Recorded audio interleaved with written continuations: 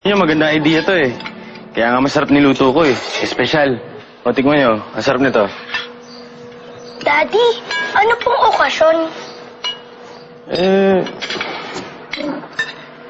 Naayos ko na kasi yung papeles ko. Makakapunta na ako ng Italy.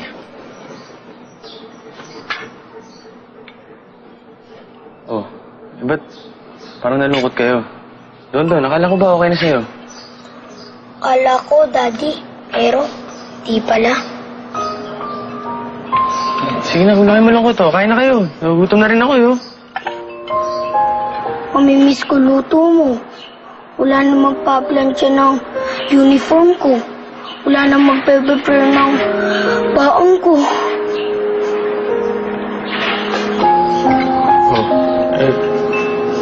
Ba't naiyak ka?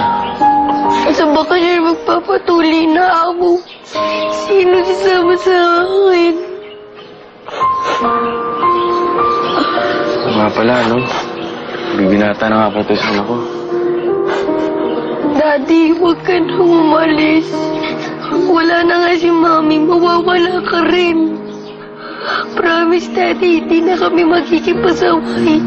Huwag ka lang umalis. Tana. Isang buwan pa naman tayo magkakasama eh.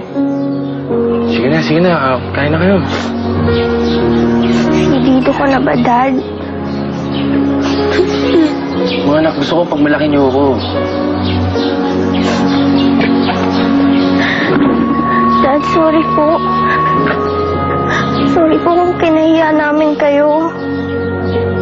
Sorry po kung di namin nakita yung pagmamahal niyo sa amin. Pag umalis ka, Dad, nararamdaman ko na naman yung sakit na naramdaman ko nung umalis si Mami. Ayoko na pong maramdaman yan, Dad. Kasi ang sakit eh. Ang sakit-sakit.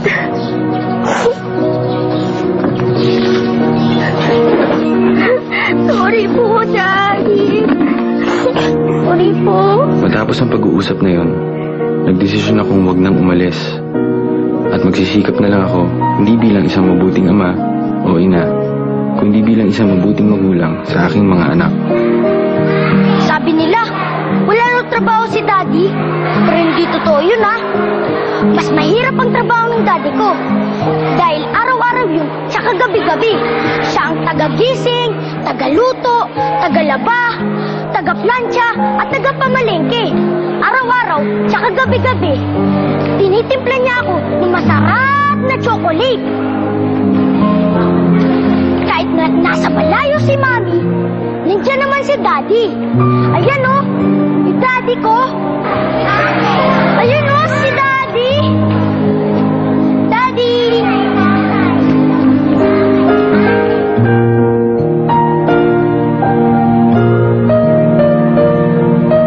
Hindi ako nagsisi sa desisyon kong huwag nang umalis at hayaan ang aking asawa na magtrabaho sa Italy.